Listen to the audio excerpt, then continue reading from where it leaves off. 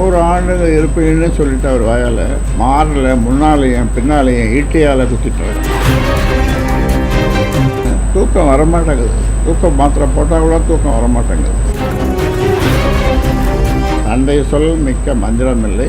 அப்படி சொன்னோம்னா அதெல்லாம் பொய். இந்த மாநாட்டுக்கு பிறகு ரொம்ப மோசமாக போயிட்டு அவரே பல முறை சொல்லியிருக்காரு. இங்கே வரும் போதெல்லாம் நான் எத்தனை நாளைக்கு போகிறேன் அப்படின்னு கொஞ்சம் வருத்தமாக சொல்லும்போது நீங்கள் 100 ஆண்டு இருப்பீங்க, 100 ஆண்டுகள் இருப்பீங்கன்னு சொல்லிட்டு அவர் வாயால் மாறல முன்னாலேயும் பின்னாலேயும் ஈட்டியால் குத்திட்டு இருக்கோம். ஈட்டியால் குத்திட்டு இருக்கோம். அப்படிப்பட்ட வேதனை.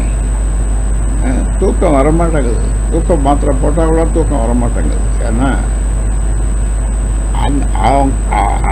அவரை நினைக்கும் போதெல்லாம் இது ஏற்படுகிறது. அதெல்லாம் போயிடுது. அதனால் ஆனால் செய்கின்ற ஒவ்வொரு செயலும் அடாத செயல். நீ செயல் தலைவராக இரு.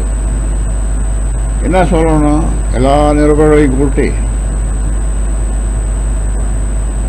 நான் செயல் தலைவராக ஐயா எனக்கு உத்தரவு போட்டிருக்கார்.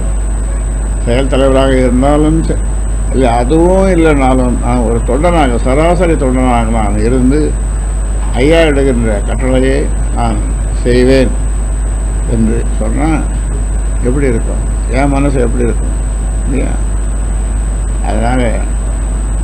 அதனால்தான் முன்னோர்கள் சொல்லுவாங்க. நேற்று சொன்னேன், தந்தை சொல் மிக்க மந்திரம் இல்லை. தந்தை சொல் மிக்க மந்திரம் இல்லை. அப்படி சொன்னோம்னா அதெல்லாம் பொய். அதெல்லாம் பொய் அப்படி